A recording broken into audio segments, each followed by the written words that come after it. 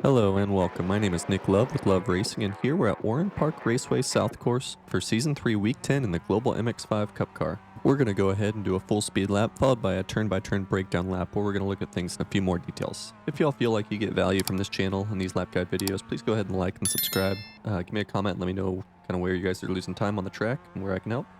We start our lap on the front straightaway. We're going to stay track right here, and we're going to keep our eyes right once we get a little bit closer to the apex for the change in concrete color from gray to green, as this is where we're going to start turning in. We're going to go from 4th all the way down to 2nd. We're going to be patient on that downshift into 1st, as that's going to upset the car.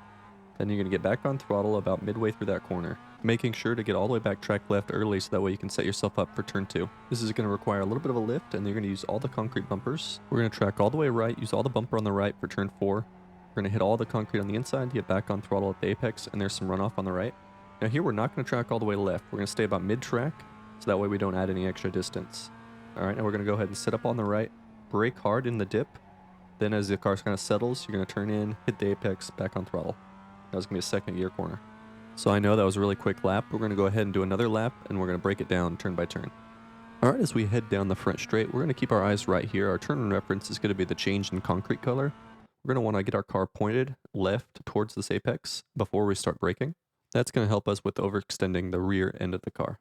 Once we've got the car pointed in the right direction, we're going to want to brake hard, downshift into 2nd, and then we're going to be really patient on the downshift from 2nd into 1st. If you do it too early, the rear end's going to lock up and you're going to spin. Now our initial instinct here is going to be to get on throttle right away. What you want to do is be really patient here. If you get on throttle and you find yourself to the right of where the car is right now, it's going to end up upsetting the car for turn 2. So you really want to make sure you be patient, get on throttle about mid-corner, and that'll put you in the right place for turn 2. For turn 2, we want to get fully over to the left side of the track. We want to use the concrete on the left and use the yellow and red bumpers as kind of our reference point to turn in. We want to do a pretty abrupt lift. That's going to help rotate the rear end of the car, get us kind of pointed in the right direction, and then we're going to aim to hit the concrete bumper on the apex. From here, it should just be flat out until turn 4. You're just going to want to make sure you use all the bumpers and be patient.